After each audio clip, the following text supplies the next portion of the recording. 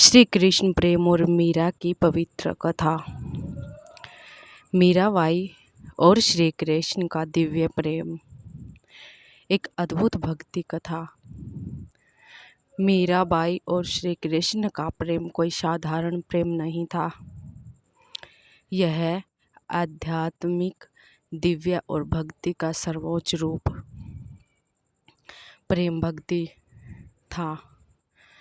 यह कहानी केवल एक स्त्री और भगवान की नहीं, बल्कि आत्मा और परमात्मा के मिलन की कहानी है।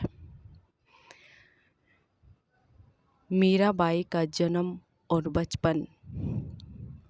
मीराबाई का जन्म लगभग 1498 में राजस्थान के एक राजपूत परिवार में हुआ था। वे बचपन से ही बहुत सरल, शांत और भगवान में विश्वास रखने वाली थी। एक दिन छोटी मीरा ने अपनी माँ से पूछा, मेरा दूल्हा कौन होगा? माँ ने मुस्कुराकर श्री कृष्ण की मूर्ति की ओर इशारा किया और कहा, यही तुम्हारे पति हैं। बस यही वह क्षण था जब मीरा के हृदय में श्री कृष्ण के लिए प्रेम जाग गया। उस दिन से मीरा ने कृष्ण को अपना पति, मित्र और जीवन मान लिया। बाल्यकाल से ही कृष्ण प्रेम। मीरा बचपन से ही कृष्ण की मूर्ति के साथ खेलती, उनसे बात करती और उन्हें अपना सब कुछ मानती थी। वह कृष्ण को सजाती थी, उनसे बातें करती थी, भजन गाती थी और उन्हें अपना पति मानती थी। उसका प्रेम इतना गहरा था, वह संसार को भूल जाती थी। यह प्रेम भक्ति योग का सबसे शुद्ध रूप था। विवाह और संघर्ष। मीरा का विवाह मेवाड़ के राजकुमार राणा भोजराज से कर दिया गया, लेकिन मीरा के लिए यह विवाह केवल शरीर का था।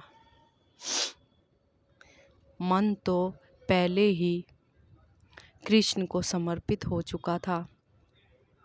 उन्होंने कभी अपने पति को असली पति नहीं माना। हमेशा कहती थी, मेरे तो गिरधर गोपाल, दूसरों न कोई। उनके ससुराल वालों को यह पसंद नहीं था।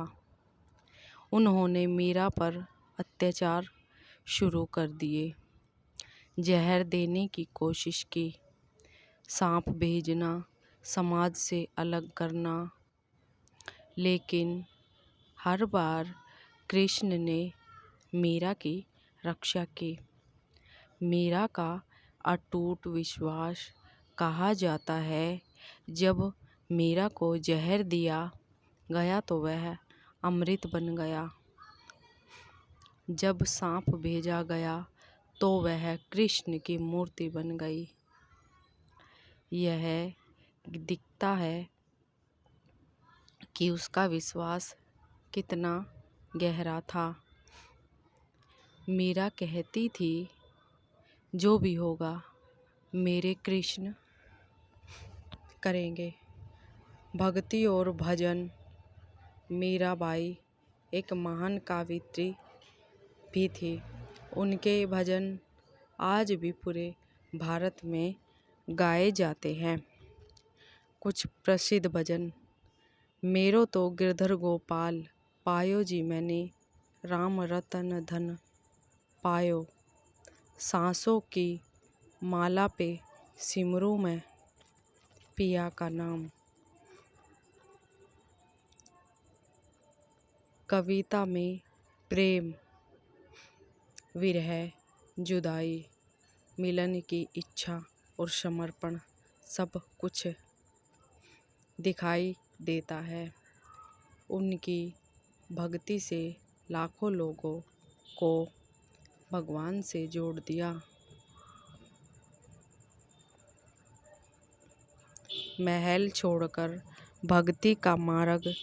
जब अत्याचार बढ़ गए तो मीरा ने महल छोड़ दिया। वह चली गई वृंदावन, मथुरा, द्वारिका।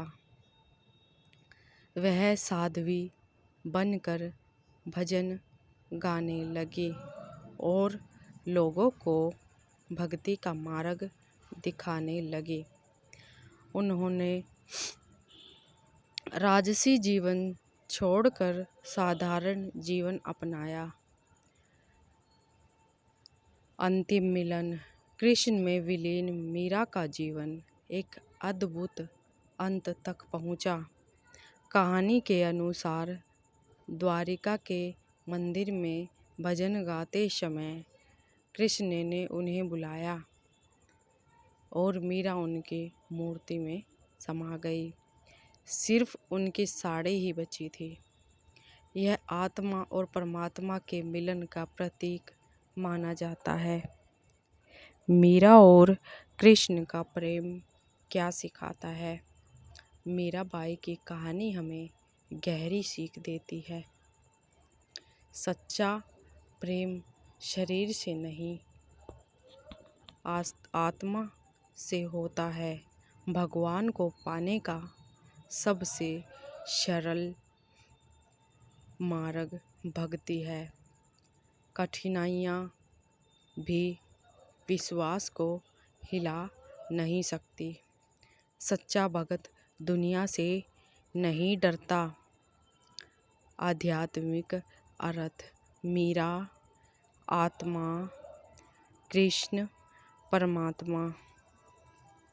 जब आत्मा पूरी तरह भगवान में समर्पित हो जाती है तब वह उनसे एक हो जाती है। इसे कहते हैं प्रेम भक्ति या प्रेम योग का सर्वोच्च स्तर। निष्कर्ष। मीरा बाई और श्री कृष्ण के प्रेम कहानी केवल एक कहानी नहीं है, यह एक आध्यात्मिक यात्रा है जिसमें प्रेम है, त्याग है, संघर्ष है